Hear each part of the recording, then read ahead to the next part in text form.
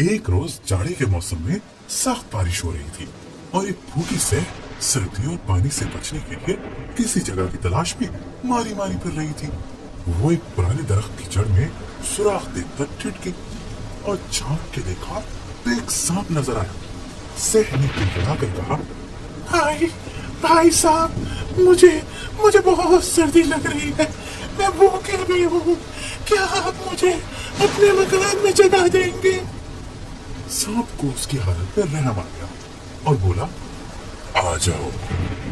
सैह अंदर चली गई और आराम से एक तरफ बैठ गई। सांप ने उसे खाने को भी दिया। थोड़ी देर बाद जब सैह के जिस्म में गर्मी आ गई तो वो सांप के बिल में इधर उधर फिरने लगी। सैह के जिस्म पे कांटे होते हैं, वो कांटे सांप के बदन पे छुपे तो उसे बहुत तकलीफ हुई, मगर वो नरमी से कहने लगा,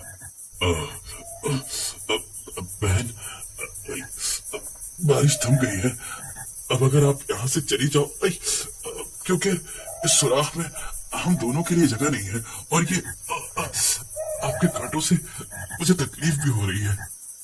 सैह ने जवाब दिया, मुझे तो ये सुराख बहुत पसंद है और यहाँ मुझे आराम भी बहुत है।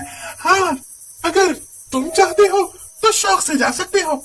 सांप ने कहा, मुझे अफसोस है कि मैंने तुम्हें अंदर आने ही क्यों दिया। सैह ने जवाब दिया, ये तो तुम्हारी गलती है, तुम्हें चाहिए था मुझे बुलाने से पहले मेरे कांटों को तो देख लेते।